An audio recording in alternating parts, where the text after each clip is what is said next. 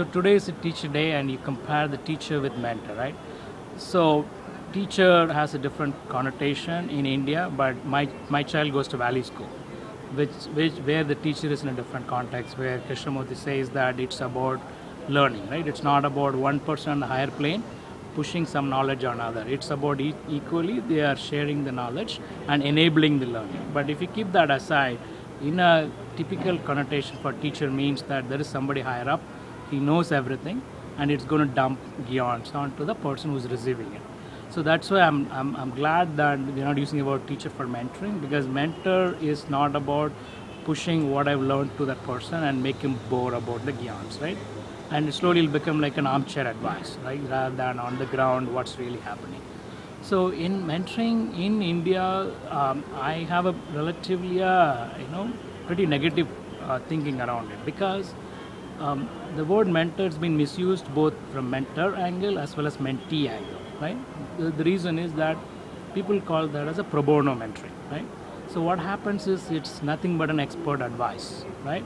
A person, a mentee, lack of a better word, go to the mentor, ask a particular question and get an answer, done. By the time he walk out of the building, the scenario where he asks a question is changed, but he applies the same answer. Then he'll say, oh, my mentor gave me a wrong answer, right? So that I would call it as an expert advice. So most of this mentoring available in India today, it's all expert advices, right? So it's been misguided or disguised as a mentor, which is sending a wrong connotation. If you come to the real mentoring, what it is, right?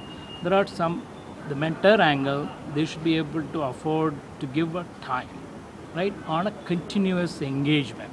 It's not a one-off advice, I just go away and then I don't meet him next 3 months. It has to be a continuous engagement where the mentee is feeling to come to you on any bad times or just to bounce off something. Sometimes he doesn't even want an answer. He wants you to listen, right? So the mentor, most of us, or we have this halo running around your head that we've been there, done that. We love to give, yeah. But it has to be other way, just sit and listen. To these guys, most of the time, that's what they want. Then it's all about asking questions, no answers. It's all about questions, right? You ask the right question that make him to think. Instead of telling that you do a market size and then go do this in giving a direction, which is becoming a gyan, you ask a question about, okay, so what is our market potential? So if he doesn't have an answer, okay, how can we find out? It's just all about questions. That one enables a mentor to go back to the mentee.